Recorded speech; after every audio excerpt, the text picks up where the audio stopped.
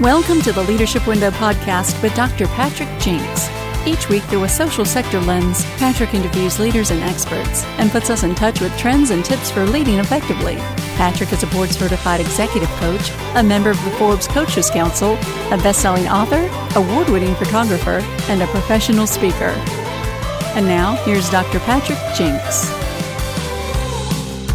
Welcome, everyone, to episode 126 of the Leadership Window.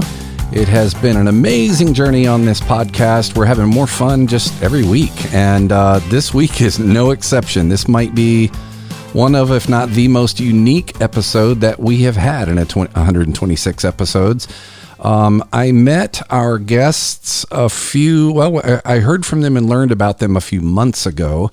And then about a month or so ago, we connected to talk about a potential show. And I almost wish I had just gone ahead and recorded that pre-conversation, because that was rich all by itself. But we were more limited on time then. So I said, well, let's book a recording. My guests today are from the Chintan Project, which we will allow them to tell us more about in a moment. But my guests are Amit and Kumar Ramlall, Dr. Kumar Ramlall. And Amit was born with Autism Spectrum Disorder, among some other challenges, I believe. And one of the things that is really interesting to me is that Amit's name, Amit Chintan, in Sanskrit means infinite thinking. And I will tell you, I think that might just be the most fitting name for someone, because here's an interesting fact. He was reading by the age of 3. And by the time he was about 12, he'd already read over 14,000. That's not a typo or a misspeak. Over 14,000 nonfiction books. I won't read that many books in my entire life. And if I did, I probably wouldn't understand them. And I don't even want to know some of these books that we're talking about. But I can tell you, in talking with him and learning about him, I do think his thinking is just absolutely infinite. Today, they're helping leaders turn challenge into opportunity, or as they say it, helping people turn baggage into fuel. And Amit insists that his thriving and his value creation in the world is not in spite of his challenges, but explicitly because of them. His father, Dr. Kumar Ramlall, is an investor, an entrepreneur, a physician, and a sought-after consultant for business owners and family enterprises. In his physician role, Dr. Ramlall built from scratch a provincial service for a population of 1 million. And he's been the chair of the Royal College Examination Board in his specialty. He served over 70,000 unique patients who he says have taught him how people think and behave when they're stressed. So this is really quite a partnership between father and son. Dr. Ramlall is Amit's bonded partner in many ways. And so I will say no more, because Amit and Dr. Ramlall say it far more eloquently. And they'll say it using a method that I can guarantee you most of you have never seen or heard. So let me stop my introduction there and welcome you, Dr. Ramlall. Amit, I've been so looking forward to this. We finally made it happen. Welcome to the Leadership Window. Thanks for having us on, Dr. Jinks. Thank you very much for having us here, Dr. Jinks. I am Kumar, and I'm Amit. Yeah. So Amit, as you heard, had autism spectrum disorder, and I know many of you are just here on audio, but for those on video, I'm showing a plastic card. It's a 50-cent piece of laminated plastic with the alphabet on it. And Amit types on that, and he'll explain how that works. So for those of you on audio only, you'd hear a tapping sound. That's Amit typing on the card, and then you'd hear my voice. He'll explain it. Yeah, and let me say quickly to the audience also, if you are listening on audio, the link to the YouTube version of this is on our podcast page. So if you want to switch over and watch the video version of it, or watch it later, or share it, or whatever, you can do that as well. Go ahead, Amit. Dr. Jinks, as my dad said, I had autism that still affects my independent speech. I type on this card, and my dad reads what I am saying. I use it to help me speak, much, Dr. Jinx, as you use glasses to help you see. Unless, of course, it's a fashion statement. No, mine's not a fashion statement, unfortunately. I have been a business advisor for at least 16 of my 22 years. And I look forward to this conversation very much, hoping we disagree some along the way too. I don't know if I want to disagree with you, Amit. We'll see where that goes. But yeah, the show's open to conversation and various, perspectives, as it were. So very much appreciate that. And yeah, so again, if you're listening and you hear the sort of broken speech, the slow speech, that's when Dr. Ramlall is translating off the card for Amit. And sometimes Dr. Ramlall will have his own things to say, and it will sound a little bit more fluid that way. So we'll try to remind you a couple times. When my dad sounds like a robot, Yeah. that is him reading what I am typing.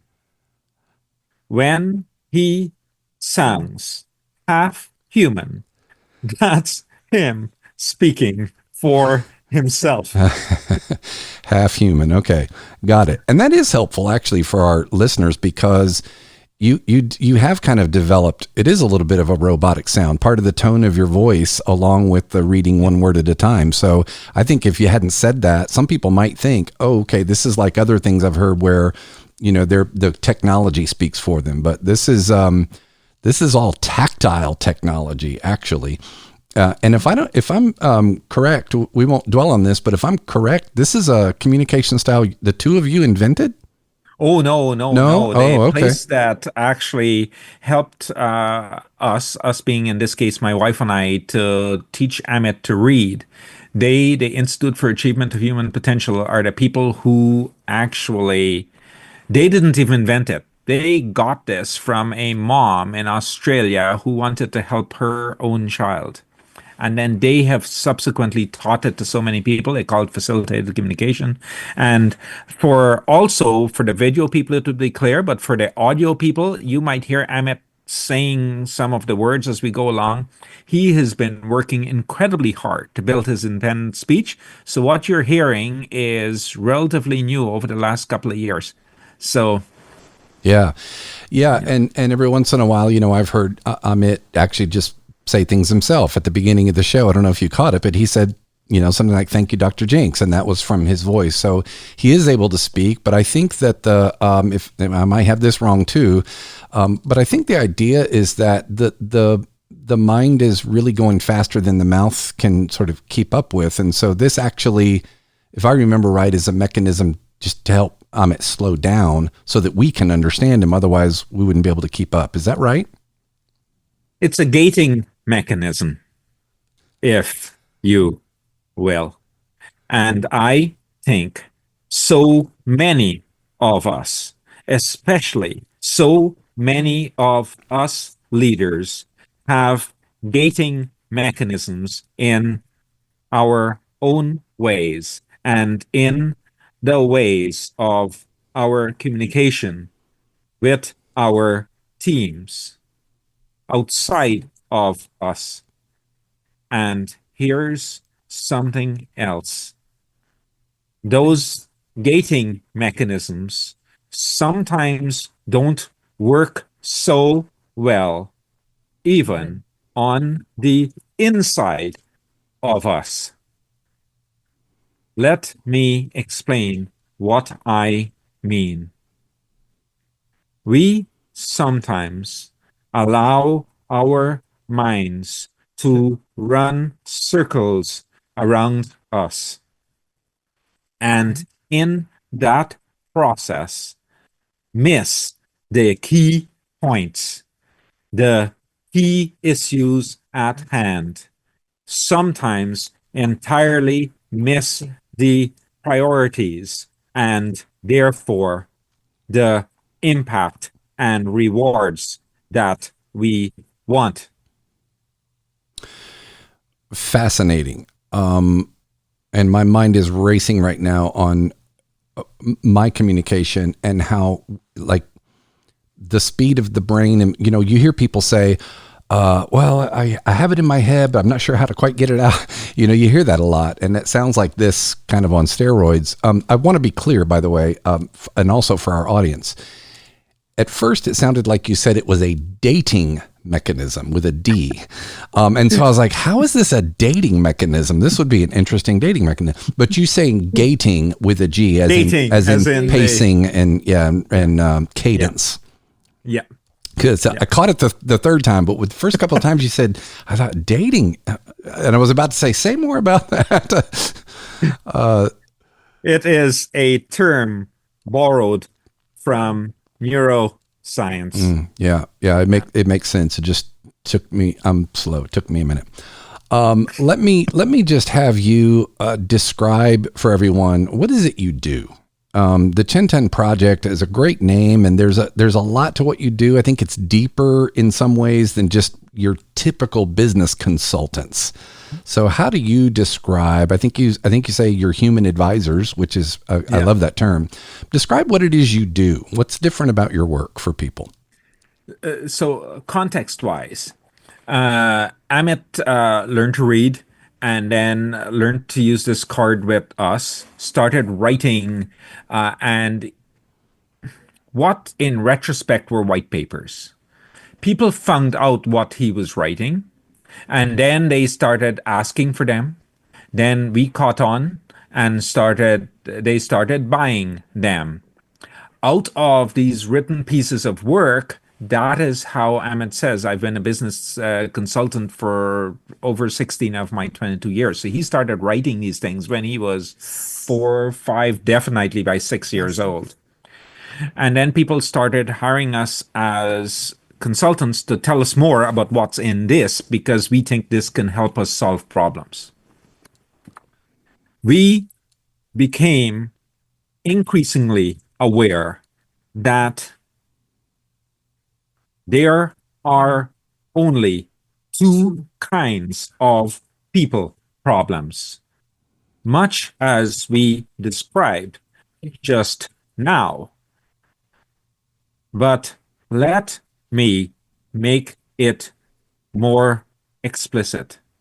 There are inside problems within the leader themselves and outside problems where there are challenges dealing with others.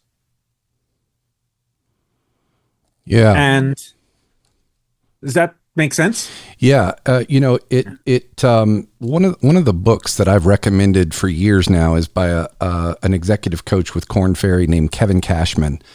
And his book is called Leadership from the Inside Out.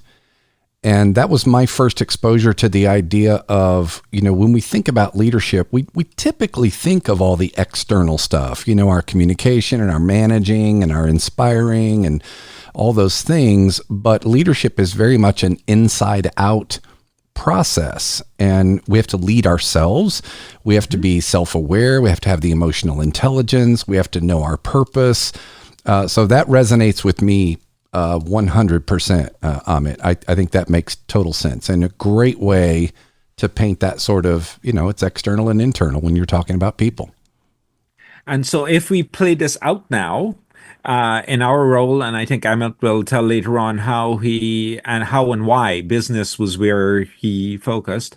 But as we went along helping business owners, it turns out, we realized that businesses had challenges when the owners had troubles dealing with stress. And those challenges occurred at it could happen at any time during the course, but it particularly was likely to happen at the startup phase and the exit phase, because there's a lot of variables at play at those two times. And so the owners tended to be stressed. And so something that might not be a challenge for them or the business at other times became a challenge at that point. There is a law in physics called Pascal's law, and it relates to a balloon bursting at its weakest point. That isn't quite how Pascal describes it, but it gets the point across. Yeah. And if our businesses were a balloon, they break too at their weakest point. Beautiful. We do in our coaching work, as I'm sure you've seen, a number of leadership inventory assessments, psychometrics and things like that. And some of them, including DISC, the DISC assessment, have a default DISC. So it's DISC, and some people are high Ds and S's, and we won't go into the model, but there is a stressor version, what they call a stressor version of DISC. So they'll show you two charts. They'll show you, this is you normally, and this is your DISC profile when you're under the most stress. And so you'll see people's, D, for example, when they're normally maybe more distributive leaderships and collaborative, in stress or maybe even crisis, their D will start to show up more, and they'll be more direct and more command and control and more assertive, or vice versa.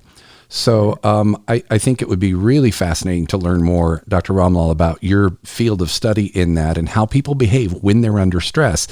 And I think I'm right in saying we don't always know we're under stress. We don't even realize that that's happening to us. So it's that self-awareness, I think, that comes into play. Do you agree with that? I think that would be accurate, that we sometimes miss the fact that our buckets are full, to use that analogy. And I have this model that I have frequently explained to patients, where I draw them a bucket. And I say, in order for you to have any symptom at all, your bucket is full and then overflows. And let me tell you why, I would say. If you didn't sleep well last night, and you're hungry, and you fought with your partner at home, you're more likely to snap at the person who cuts you off on the road. And they nod.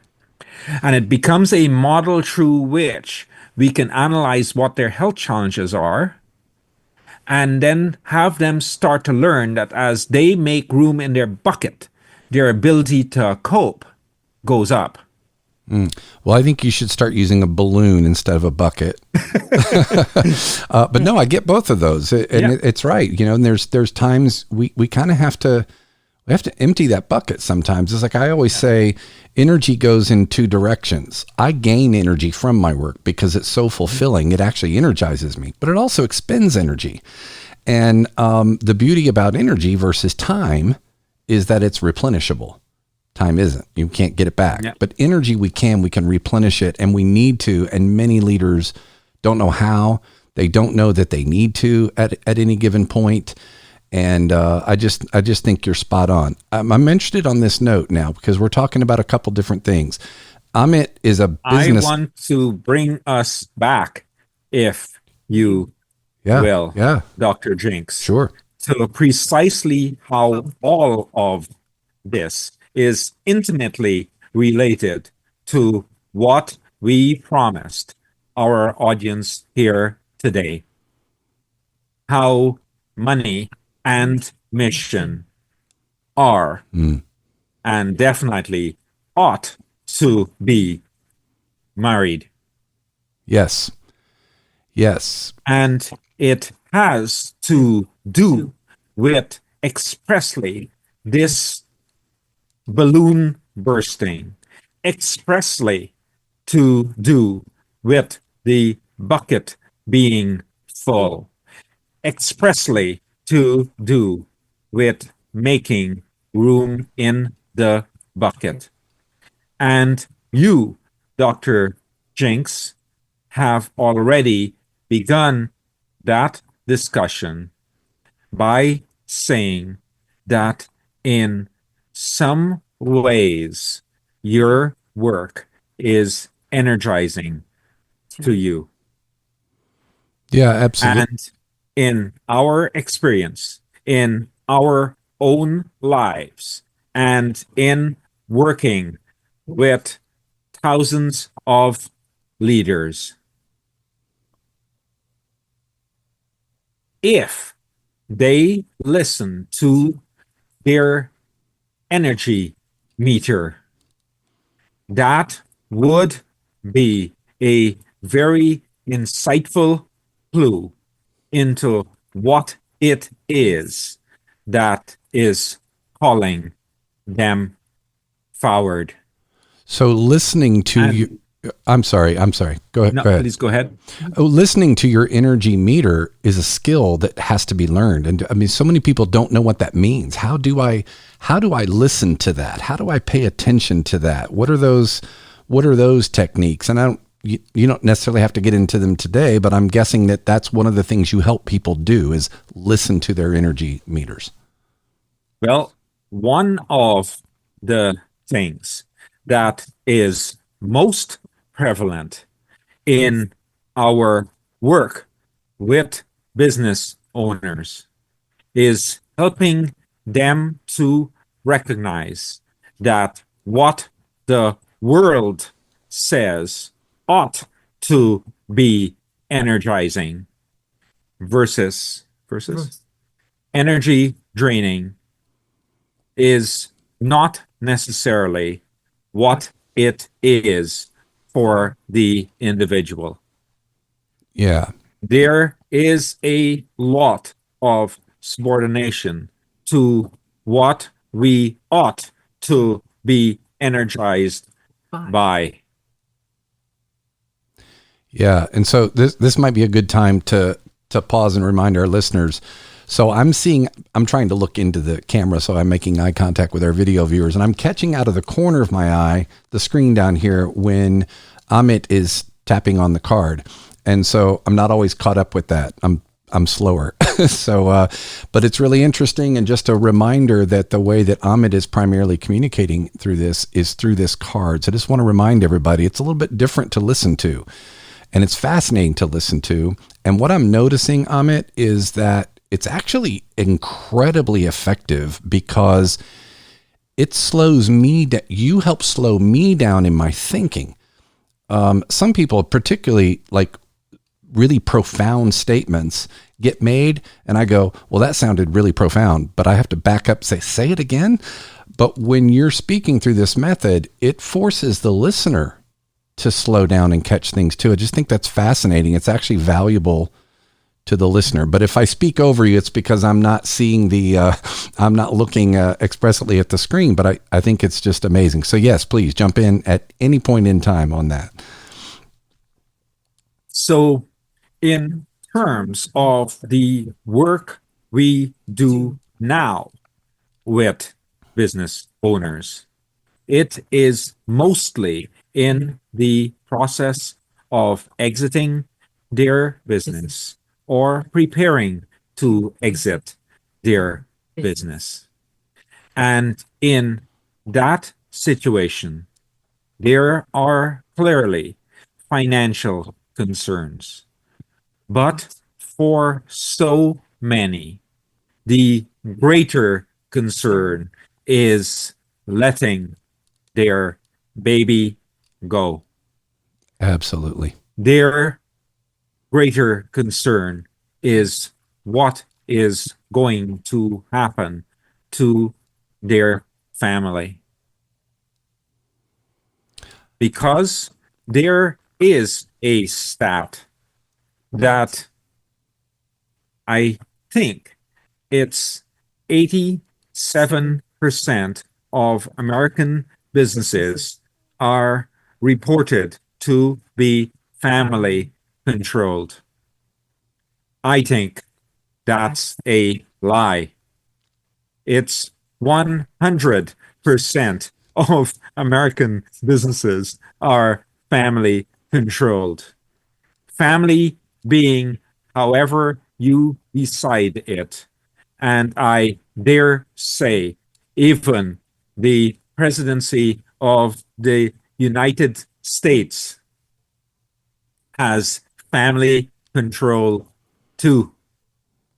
Yeah, that makes perfect sense. And Some presidents have been more explicit about that, right. and some not so.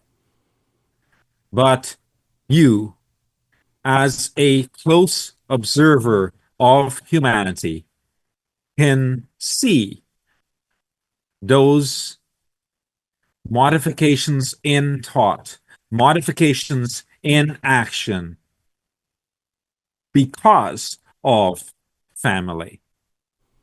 100%. And, one of the things I say often is that when people say work-life balance, I have an issue with that term because work is part of your life, and your life, in parentheses, family, is part of your work. We're a human. So it's all in there together. It's not like, well, I work and that's this compartment, and then I have a life that's this compartment. They go together, do they not? Yeah, absolutely. We have been at the receiving end in our own businesses. We hired consultants too, because remember, the plumber doesn't fix their own leaky faucet. So we did hire consultants, and one particularly almost killed our business with a phrase: check your personal problems at the door. Wow.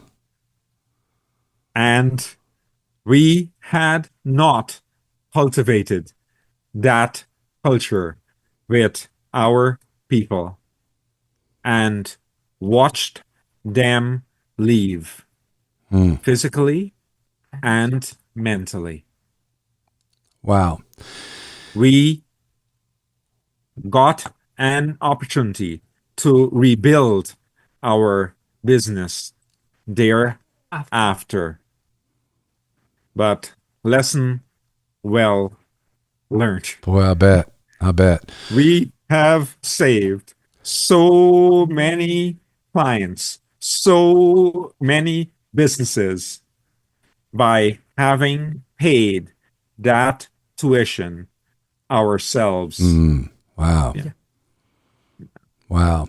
Well, what an investment in being able to do that. We're talking about this marriage. Your website uses the term human advisors. I mentioned that, but Amit, you also described yourself as a business consultant. And so while they're connected, they're also kind of two different things, right? So am I consulting on the strategy of the business and growing the business and thriving and transition and succession and all those things for the business, versus I'm helping the leader, and in particular with succession, there's both. I mean, I coach leaders who are in transition right now. I'm coaching several.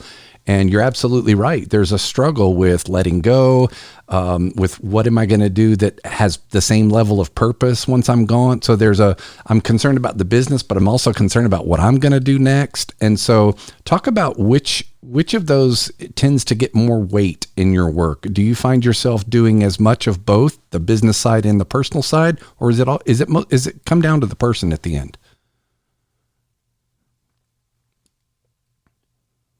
The business doesn't survive,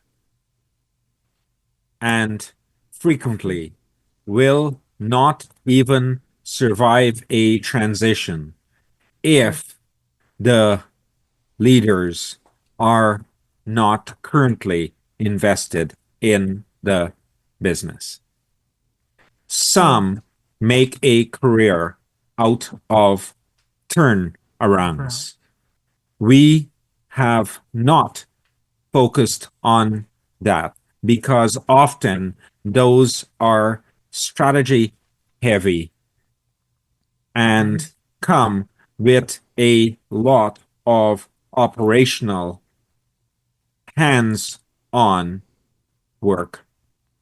We see our work through the advisor lens predominantly. And by that, we mean helping them move, add 2 words and vision what they would like to achieve. Now, sometimes that involves them getting clarity on what that vision is. Sometimes it involves them acknowledging that what they were after, the program they thought they were on, the program they were fighting themselves and others to be on, was not their program at all. Sometimes businesses are run by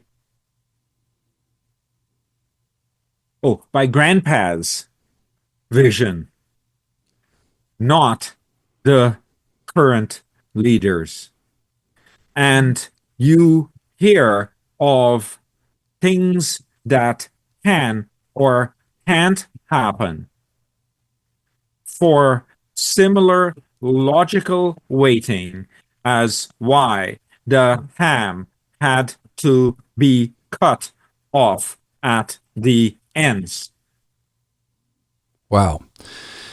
So what is and I wouldn't say typical, but what is an example of what an engagement with you looks and feels like? If someone were to engage you and they're in this place of, I'm getting ready to leave my business, hand it over to a family member or a new CEO, or I'm getting ready to leave my nonprofit organization even. What does an engagement with you from a practical standpoint include? What's that process look like? Yeah. So let me start by saying that in our minds, there is not nearly as much difference between for-profit and what is increasingly called for-purpose businesses. And here's why. Businesses want more customers, more money, more stickiness. And the leaders want, as Sean Callaghy says, they want more money in less time with more magic. Right? So the businesses want a set of things, the leaders want a set of things, and let's analyze what our nonprofit wants. More members with more money, with more engagement. Money is the same word across both. But replace members with customers and replace engagement with stickiness.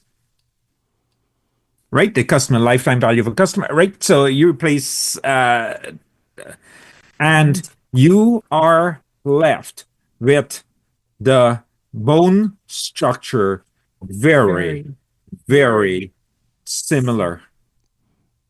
I agree wholeheartedly. And on the money part, I feel like, I hope more nonprofits are realizing that nonprofit is a misnomer, because you better make a profit, right? I mean, you're not going to exist as an organization if you don't. Maybe a more accurate term in the sector is not for profit, like you say, for purpose. But money is critical. And, for ages, our nonprofit sector has trained our communities to care about how little money they spend on things, which is wrong, because if you don't invest in the business, you can't deliver effectively on the mission.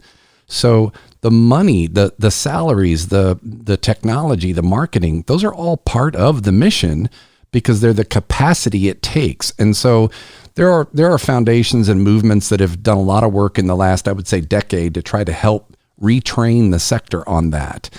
But a more important question. So when I used to lead nonprofit organizations, I would often get asked by a donor, "What's your overhead?" They want to know how much money we're spending that's not going directly to someone who needs help. So anything that's a salary, a utility bill, a building, a brochure, a printer, is what the donor, and again, the sector trained them to do this, and then we complain about it. But the donor wants to know, how much is that? How much is overhead? And, the conventional thinking, at least here in the States, was, you need to be 10, 15, no more than 20% overhead. Like, you got to do this on bare bones and don't spend money on expensive things and make it all go to the client. And a better question for a donor is, if I invest in your organization, what's the return on that investment? Just like if I were investing in the stock market, what's the return? What is your organization going to do from an impact standpoint? And if I have not exorbitant, but sufficient capacity, I can deliver more impact. So that money piece resonates. It's a part of both. And we're trying to help nonprofits understand money's not bad. It's critical. Yeah. It helps you drive your mission. Yeah. Agreed. And now to our engagement. So right now, one client is the CEO of a tech company who thinks that her CTO is stealing not money, but energy. She thinks that he is not all in as she is, that he is working on side projects. So paint this picture, right? These are clearly, CTO is being accused of, you are stealing energy, and not power off the wall, but power from their mind in terms of focus. CEO says, I'm all in. This isn't fair. We are 50-50. You got to be all in, or we got to change the money arrangement. Mm-hmm. Get the urgency. They are in the midst of a capital raise. There is a rule in the marketplace. When there is blood in the water, the sharks come out. They need this fixed, and now. So are you advising them together or just one of them? Together. Yeah. We discussed that while we could work with one, that would be inadvisable. And so we were engaged, and they are getting married again, to use that language. And what it took was more the CEO seeing where she had been stealing energy in the same way. It's hard to pluck the mole out of your own eye, isn't it? Absolutely. And that's what And so coaching. the bulk of the work, it took about 3 days. The bulk of the work was that. And was she livid to start with? Because she was the one who had made the initial connection with us. And this could have gone many different ways, Yep. but fixing the people problem here allows their capital raise to go on. So this isn't an exit circumstance. This isn't quite a startup. They have been Right. going for a while. And then right now there is an exit scenario where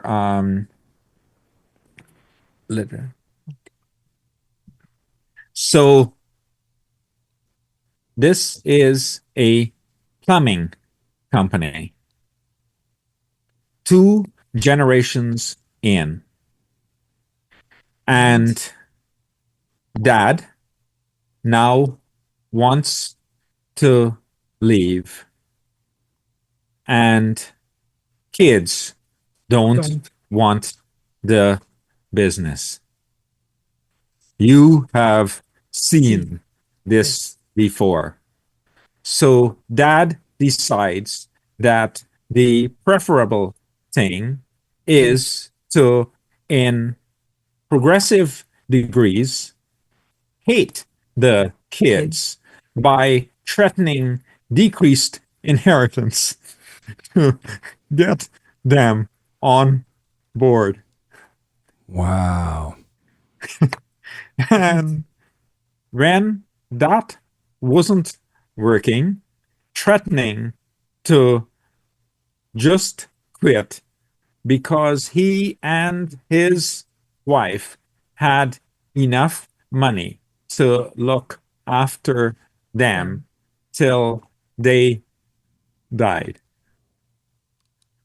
None of that addressed the need on the current owner's part for legacy. And for exactly as you've described, Dr. Jinx, for purpose that transcends and goes beyond the business. So how then did you, or are you helping this legacy owner navigate that and understand that this is his dream and his legacy, but if it's not theirs, it's not their purpose. How do you navigate that with him? It might seem very straightforward, but straight lines involve a lot, an infinite number of dots. Dr. Jinx. In other words, you don't have time to tell me that on this show. And so the way legacy was preserved was by way of a charitable trust. Wow. And their work is going to be for people injured in the trades. Wow. What a great solution. That still brings tears to our eyes, That's as it does for incredible. me. That's incredible. Wow. Right? Like, plumbing company is gonna now be in a sustainable way looking after people who got injured in the trades, because in the US, in Canada, WCB, right? Like workers' compensation equivalent, like that really is intended to get you back to work for the most part, right? Like it's intended to temporize while you get back to work. But this is empowering people to retrain, to get back onto the horse. Wow. So let me ask one more question about the engagement, and then we'll start to go into a couple of wrap-up questions, because I know you all have another engagement. You mentioned that with the previous organization that you talked about, the tech company, it was a 2 or 3 day process. Are most of your engagements like in, out? Is it a 2-3 day kind of thing, or do you do work that's... The consulting arrangements are typically shorter. Okay. And the acquisition or exit work, which we did not address today, is typically longer. So earlier this morning we talked to somebody who advises tech companies, and our work, it just so happened that we're in tech, but tech companies at startup, and our involvement with those companies is in an advisory role. So they're structured for exit as they start.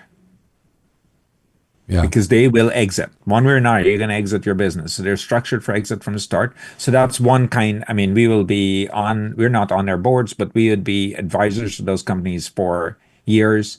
There is professional services firms that don't know how to structure themselves for sale. So there's an initial engagement, and then there is ongoing, and rather than paying it all in cash, we have an equity stake in those companies. And then there's acquisition work, which sounds like it should only be the time of due diligence. Most people, when they buy businesses, they start the clock when the LOI, the letter of intent, is accepted both ways, then end the clock at closing date. We know differently. It starts with first contact with the seller, or even before, and extends long after sale, where we bring to bear our human behavior skills, and our partners bring to bear their their merger and acquisition expertise and their marketing skills, etc. So we work with partners to do this and can bring to bear a lot more in the business. And those are businesses, some of them we hold and some we would sell over time. So that's a spectrum of work that's most of our time right now. That's good. I love that. And for some reason, what it made me think of is, this continuum you've painted, where this is not actually the starting point and this is not actually the end point. Mm-hmm. That relates to a lot of our work. We say that about strategy. Our nonprofits want to say, hey, can you come help us with strategic planning? We're going to have a board retreat, and our board's going to come together, and we're going to start the process. And at the end of the day, we're going to have a strategic plan. And I always say, no. First of all, we're not even going to start at strategic planning. We have to start with your larger intentions and your vision. What is your intention? Then we can get into how will you achieve the intention. And when we do articulate that, we don't stop there either, because now it moves into how do I turn this from strategy into tactile action that gets it off dead center and keeps it from being just a document. The other way that we say it is with donors. So to relate to our sector, our listeners in the nonprofit sector, we say that about donors too. A relationship with a donor doesn't start when they write the check. It starts well before that. There's cultivation, there's relationship building, and it doesn't end when the check goes in the bank and the thank you letter is sent. You want a lifetime value of that donor, and there's relationship building beyond that. So I think that you just reminded me that concept applies to a lot of things, and you're helping people see the continuums. Let's stretch those edges a little bit, because if we don't, we're going to miss critical components of this. I know now we're on a little bit of a time constraint, but let me get to a couple of questions that I like to ask all my guests. And one is, and either or both of you can answer this, I'll leave it to you. I love to hear, just brief stories of leaders in people's lives who have had profound influence on them. I'd like to know from you, who's a leader that comes to your mind immediately of someone who's had profound influence on you and your view of leadership, and why? Well, related to this episode, Mr. Bill Bartman allowed my parents to bring me to a business course when I was but 3.5 years old. Their promise was that if I made so much as a boo, they would take me out to not disrupt his class. I sat in his room playing with my hippos, or pretending to play with my hippos. I heard every word he said, and more importantly, I understood all the words he meant but didn't say. I learned from Mr. Bill Bartman that business is one of the levers to move the world. He's since died. His family wouldn't even communicate with us when we've reached out. We own none of his proprietary information, but I will say he has had a profound impact on my life and the owners and businesses we touch.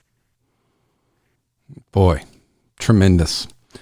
There's always somebody, just one little thing that they might not have even thought was a big thing, but transformational and foundational in who you are and what you're doing. Dr. Ramlall, does anyone come to your mind?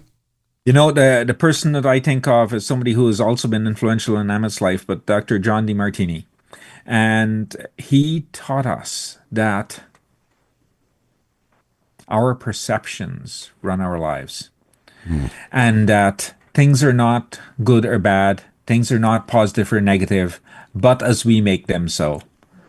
And that has made a very significant impact on our lives and on the lives of the people that we have touched. And yeah, so that's who it would be for me. Wow. Lots of books read, both ways here, but sure, those are humans, some one live and one not so live right now, who are still making a difference through us. Yeah. Living in a way still. Yeah. Through that that spirit, that idea, that notion. It's beautiful. Amit, I'm gonna wrap this show up with a final question for you. If you had an opportunity to spend 15 to 30 seconds with all the leaders of the world listening to you, and they wanted to know what your number one tenet of leadership is, the thing that all leaders should keep in mind, what would that be?